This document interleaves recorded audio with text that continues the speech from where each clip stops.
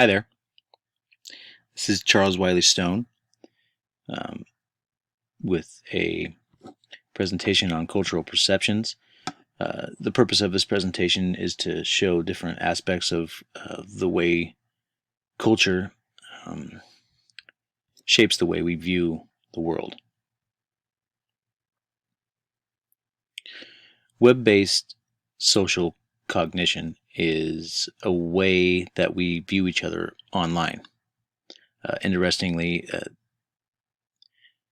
the characteristics that we look for online are the same as the characteristics that we would view someone, or we would look for someone if we were present, that of attractiveness and trustworthiness.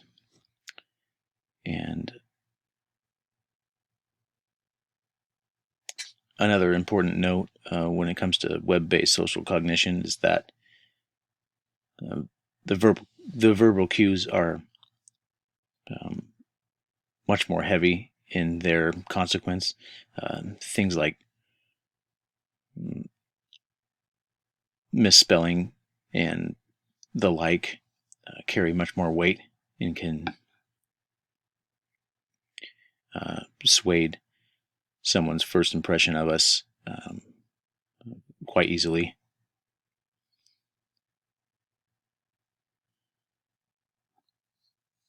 So the culture shapes the way that we view and perceive others, much like putting on a pair of glasses. Whether the lens is clear or concaved or colored, we'll see the world differently.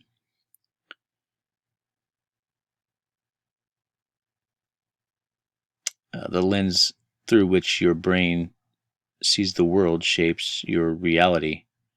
If you can change the lens, not only can you change the way your brain perceives behaviors, but you can change the way people relate to cultural differences.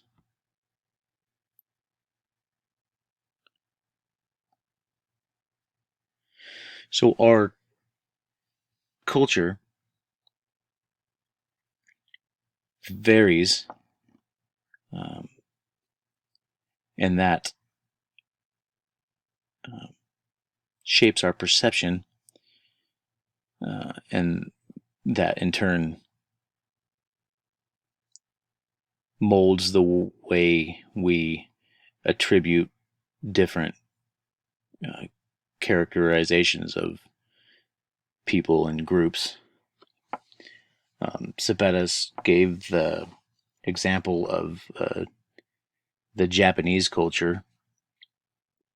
They generally don't exhibit egocentric behavior, so viewing or a Japanese individual seeing individual or egocentric behavior would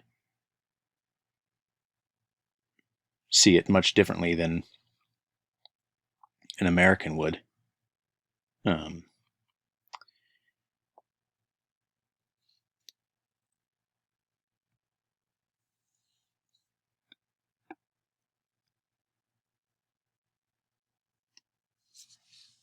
it's easy to see how a French Italian would see things differently than a Greek American would.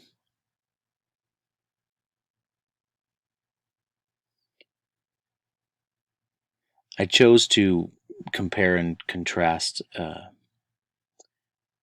Chinese and American cultures.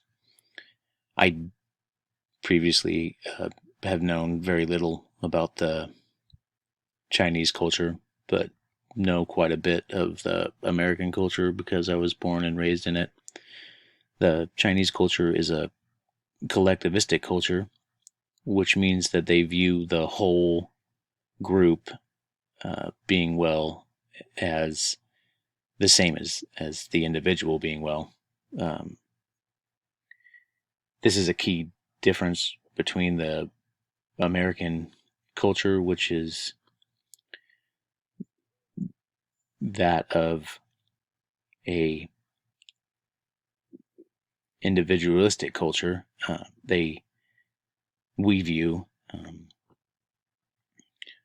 ourselves as being number one, and if we're okay, then everything's okay. The surprises that I've got from my research on the Chinese culture have been the untrusting attitude that they exhibit.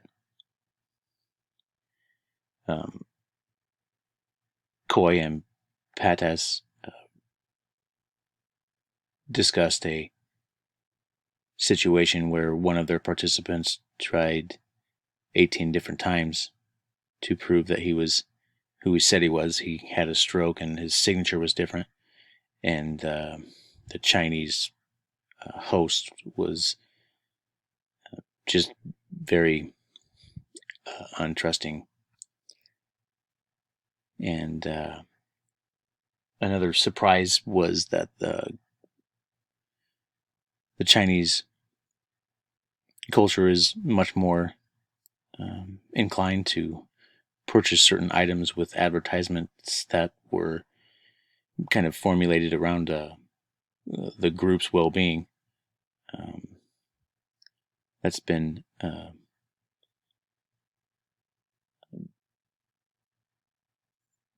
some very surprising to me. In the American culture, I see many advertisements that are much more individualistic.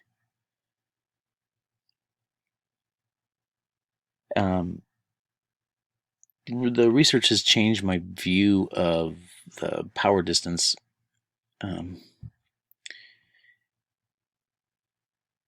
I previously would view, in my observations of Chinese people, that they were somewhat